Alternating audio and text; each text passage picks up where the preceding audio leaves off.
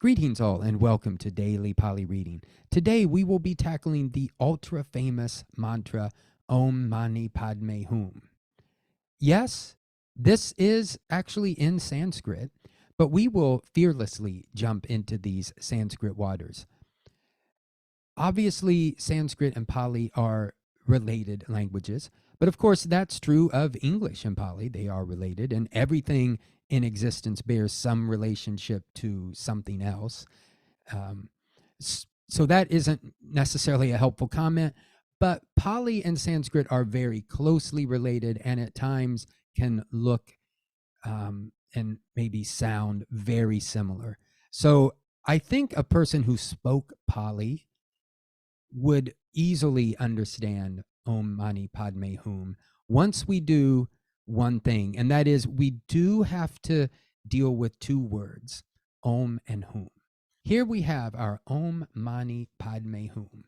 So, like I was saying, we do need to pay attention to Om and Hum. Om is a sacred syllable. You're probably familiar with that.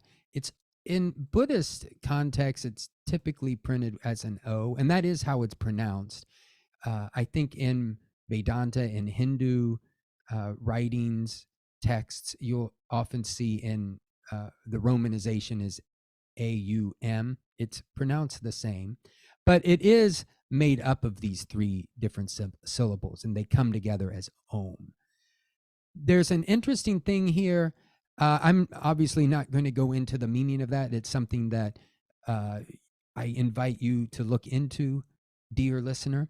This sacred syllable has a parallel in an esoteric Pali text, which deals with the syllables ma, and u.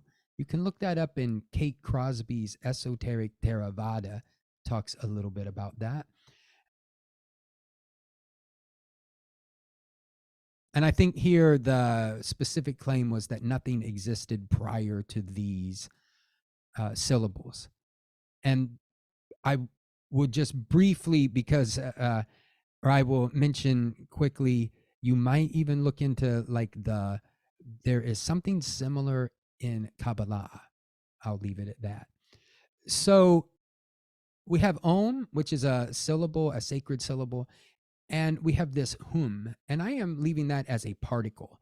I'll put up here on the screen what one of the, or a couple Sanskrit to English dictionaries have to say about it. Again, dear listener, you might look into that on your own.